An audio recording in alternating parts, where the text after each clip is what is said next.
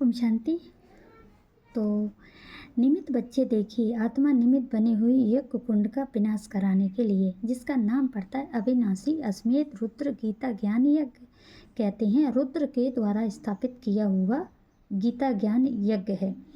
ये श्री कृष्ण ने स्थापन नहीं किया, इसका नाम ही पड़ा है रुद्र यज्ञ। रुद्र शंकर को कहा जाता है, कृष्ण का नहीं। इसका विनाश करवा दिया। कहते हैं ना, वह नाव काठ से बंधी, लहरों की मनमानी न हो, उस पर जाने में कोई परेशानी न हो। देख माझी, याद रखना कोई नादानी ना हो।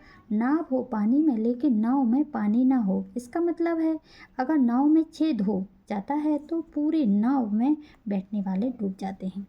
ऐसे ही सेवक राम के घर में जब माता ने ही सहयोग करना छोड़ दिया, घर का भेदी लंका आए, अंदर के रहस्यों को बाहर खोलना चालू कर दिया। इस कारण से उस यज्ञ कुंड का विनाश हो गया। बाबा बोलते हैं, यज्ञ के आदि से ही इन चंद्रवंशियों ने सत्यानाश किया है, चाहे आधार मूर्त हो चाहे बीज रूप हो, अंत तक चलता ही रहेगा। बाबा ऐसे बोलते हैं बैठने वाले सब मर जाते हैं, डूब जाते हैं, वो अनिच्छ रूपी मौत की बात है। वो नाव में बैठने वाले एक भी नहीं बचता, माना एक काठ की नवैया है, उसका विनाश हो जाता है। माता ने सहयोग नहीं दिया, सहयोग करना छोड़ दिया तो क्या हुआ? घर कहाँ रहा? घर तो खराब हो गया। बाबा बोलते हैं, घर तो घर वाले को कहा जाता है। यज्ञ के आदि में जगदम्बा और लक्ष्मी ने साथ नहीं दिया, यज्ञ के मध्य में भी जगदम्बा और लक्ष्मी ने साथ नहीं दिया। अभी भी देखिए साथ नहीं दे रहे हैं, अभी वही चल रहा है। तो सोचिए यही सब चलता रहेगा। बाबा बोलते हैं, तुम बच्चों को पूरी तरीके से इसको समझना है, क्योंकि उस गीता सार का विश्वास था किसे? उस सेवक राम को, बाकी दूसरे लोगों को उस पर विश्वास नहीं था। तो बाबा बोलते हैं, तुम बच्चों को ज्वालामुखी पुरुषार्थ करना है। निमित्त कौन बना? वही ब्रह्मा बाप ने इसका सत्यानाश करा दिया। अमोघ रुद्राक माना रुद्र का यज्ञ था, वो खत्म कर दिया। बाप कहते हैं, ठिक्कर फित्तर कर दिया, माना बित्तर कर दिया, चारों तरफ फैला दिया, बुद्धि बिखरा दिया। थोड़ा सामान मिल गया तो चला आया। ब्रह्मा बाबा तो ठीक कर बुद्धि वाले साबित हुए। दीवार, ऐसी दीवार जो बाप के कार्य को आगे नहीं बढ़ने दिया, दीवार बन के ईश्वरीय रास्ते में खड़े होने वाले दीवार बन गया। भगवान के काम में आड़े आने वाले ऐसी ऐसी आत्माओं में उसकी बुद्धि चली गई। एक व्यापी भगवान को नहीं पहचाना, बाप का लाश भी गुम कर दिया। इस तरीके से 1940 आते आते उसका शरीर भी छूट गया। 1941 की बात है।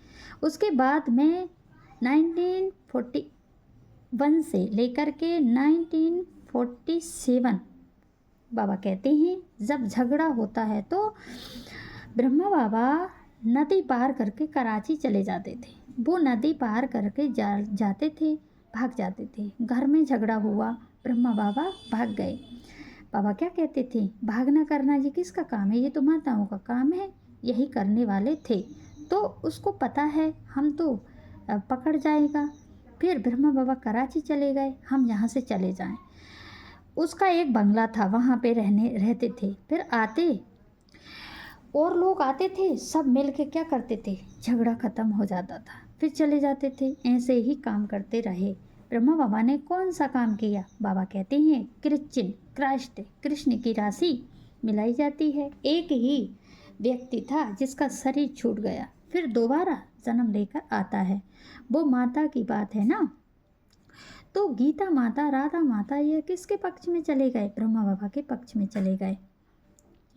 शास्त्रों में क्या दिखाते हैं कि पांडव था ना, एक पांडु था, धृतराष्ट्र था।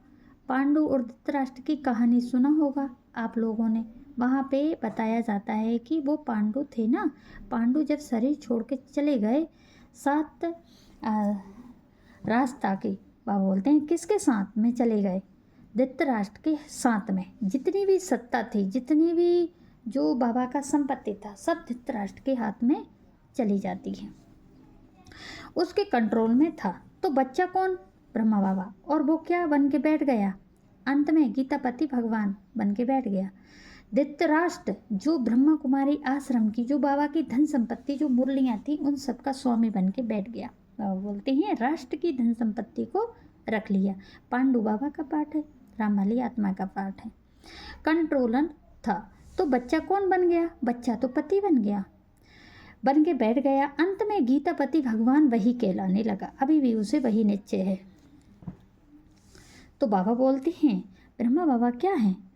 वही पति परमेश्वर बन गए, कृष्ण कन्हैया। 1941 और ब्रह्मा बाबा क्या हो गए? शिवोहम हो गए। समझ में आया? सेवक राम ने शरीर छोड़ दिया, वह सेवक राम की आत्मा मेरे अंदर आ गई, ऐसा कहने लगे। धारणा रख ली मैं ही ज्ञान का भगवान हूँ। ब्रह्मा बाबा ने जब तक ज्ञान नहीं था 1947 तक, तब तक नहीं था। ज्ञान की शुरुआत तो 1947 से होती है। शिव बाबा की पहचान तो 1947 से होती है भाई। तब ज्ञान नहीं था, पता ही नहीं था हम क्या कर रहे हैं। समझा कि मेरे अंदर तो आत्माओं के प्रवेशता है, आत्माओं के अंदर प्रवेश करके यह मैं कार्य करना हूँ। मेरे अंदर सेवक राम की आत्मा है, ऐसा यज्ञ आदि में बोला, कार्य कर रहा है, ऐसी बुद्धि में बैठ रहा था ब्रह्मा बाबा के अंदर।